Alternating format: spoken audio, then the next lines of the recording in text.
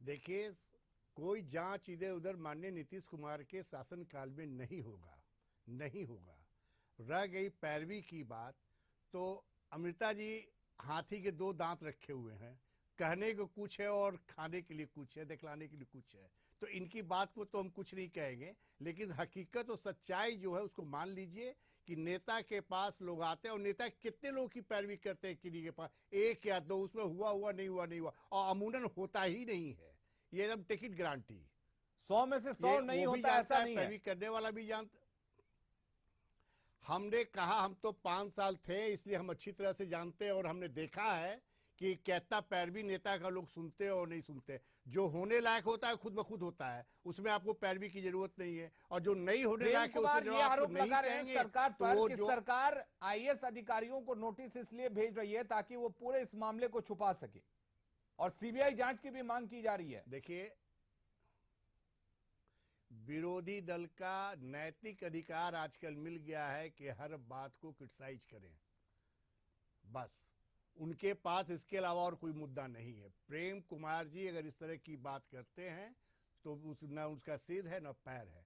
माननीय नीतीश कुमार जी के राज में कोई भी ऐसा काम नहीं होगा जो कि जनता या नेता उससे वंचित हो जाए या बच जाए। चलिए, बिहार एसएससी मामले में परमेश्वर राम से अपने अभ्यर्थियों के लिए पैरवी कराने वालों में सत्ता पक्ष के 2 मंत्रियों के नाम के साथ बिहार विधानमंडल में मुख्य विपक्षी पार्टी बीजेपी के विधायक सुरेश शर्मा का नाम भी शामिल है। हालांकि जहां सहकारिता मंत्री ने पैरवी करने की बात स्वीकार कर ली, वहीं बीजेपी विधायक ने अपनी सफाई में कहा कि उन्होंने आज तक किसी की पैरवी के लिए फोन नहीं किया। बीजेपी के पूर्व प्रदेश अध्यक्ष मंगल पांडे ने भी कहा कि इस मामले में किसी भी दल के किसी भी नेता का नाम आता है, उसकी जांच होनी चाहिए। मैंने कोई पैरवी नहीं की है, कहीं से ये साजिश है, इसका पर्दाफाश खुद हो जाएगा, बस। बीएसएससी पेपर लीक कांड और जो एएनएम नियुक्ति का मामला था, ये बहुत गंभीर विषय है और इसमें सरकार की लोगों की बड़ी संलिप्तता है।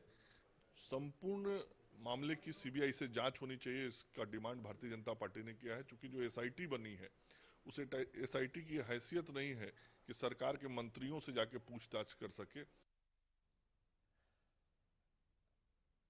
रविशंकर, बीजेपी के नेता जिनका नाम सामने आ रहा है, जिन्होंने मैसेज किया था, वो कह रहे हैं कि उनके खिलाफ साजिश हो सकती है। क्या उस नंबर से कोई और मैसेज भेज सकता है? ऐसी साजिश रची जा सकती है क्या? देखिए, जिस ढंग की बातें दोनों पार्टियों के जो वक्ता हैं वो कर रहे हैं, बिल्कुल हास्यास्पद बातें कह सकते हैं। जो दलीलें दे रहे हैं कि ये जो पैरवी है वो अपने जो लोग हैं उनको, कार्यकर्ताओं को खुश करने के लिए। इनको एक बात समझना होगा कि ये जो पैरवी है किसी वृद्धा आश्रम के जो पैसे हैं उसको दिलाने के लिए नहीं है। इन्हें ये जानना होगा कि जिस परीक्षा के लिए पैरवी कर रहे हैं उस परीक्षा की जो तरीके हैं वो क्या है। वो ऑब्जेक्टिव एग्जाम से लिया जाता है, ओएमआर सीट भरी जानी होती है, और उस ओएमआर सीट में कितने लाखों, 15 लाख से ज्यादा लोग शामिल हुए हैं। उसमें अगर ये कहा जाता है किसी नेता के द्वारा कि ये हमारा कैंडिडेट है, 2 बजे आज काउंसलिंग है, उस 2 बजे के बाद आप देख लीजिएगा और उनके मैसेज भेज करके कंफर्म कर दीजिएगा, तो ये कौन सा पैरवी का तरीका है। और ये कह रहे हैं कि अपने जो कार्यकर्ता को खुश करने की बात है, ये खुश करने वाली बात नहीं है, बल्कि एक बड़ा जुर्म है। और दूसरी सबसे बड़ी बात यह है कि इसके ज्यादा जरूरी है कि अपने पक्ष में दलीलें दे, ये विश्वास दिलाएं कि जो मंत्री इसमें शामिल हैं उस पे जो पार्टी है वो क्या कार्रवाई क्या करने वाली है। चलिए, गजानन जी से एक सवाल ले लेते हैं, चूंकि वक्त कम है। रविशंकर, गजानन जी, मंगल पांडे कहते हैं कि एसआईटी की हैसियत नहीं है कि वो मंत्रियों से पूछताछ कर सके, इसीलिए इस पूरे मामले को सीबीआई के हवाले सौंप देनी चाहिए। क्या आपकी सरकार सौंपेगी? एसआईटी की इतना हस्ती है कि उसने आईएएस को अरेस्ट कर लिया, लेकिन मंत्रियों तक पहुंच जाएगी, तो आपको लगता है? बेचारे बचेंगे? जो अगर मंत्री होंगे गलत जरूर पहुंचेगी। और सीबीआई कोई मैंने सुपकार का पर तो उसमें नहीं लगा कि वह कुछ ज्यादा कुछ कर लेगा यहाँ पे। ऐसा इन लोगों को सोचना बेकार है। ये तो एक सीबीआई हवा हो गया है आज के युग में। मतलब आपको एसआईटी के जांच पर भरोसा है? सीबीआई दे दीजिए।